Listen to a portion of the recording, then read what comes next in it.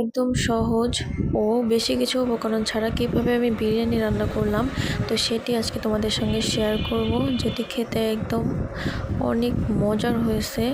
তো চলো বন্ধুরা, শুরু করা যাক। প্রথমে চুলার উপরে দিয়ে দিলাম একটা পাতিলে দিয়ে দিলাম তেল। তেলটা গরম হয়ে গেলে দিয়ে দেবো পেঁয়াজ কুচি। তো পেঁয়াজ কুচিগুলো ভাজা হয়ে গেলে একটু নেড়ে চেড়ে এর মধ্যে দিয়ে দিব গরম মশলা, দিয়ে দিব পরিমাণ মতো লবণ, দিয়ে দিব মরিচের গুঁড়া মেপে মেপে তিন চামচ দিয়ে দিব।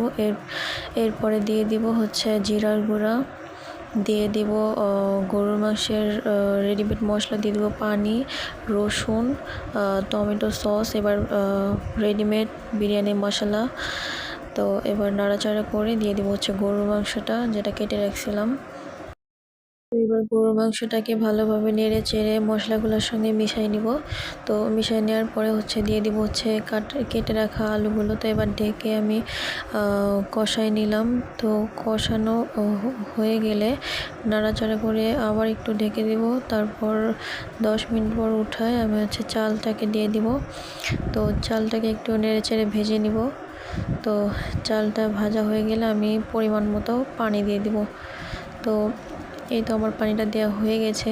তো এবার এটাকে ভালোভাবে ঢেকে দিয়ে এবার মটরশুঁটি আর হচ্ছে গুঁড়া দুধ দিয়ে, তো এটা এই তো আমার হয়ে গেছে প্রায়। তো সামান্য কিছু উপকরণ দিয়ে কিন্তু আসলেই অনেক মজাদার একটা বিরিয়ানি হয়ে গেছে আমার।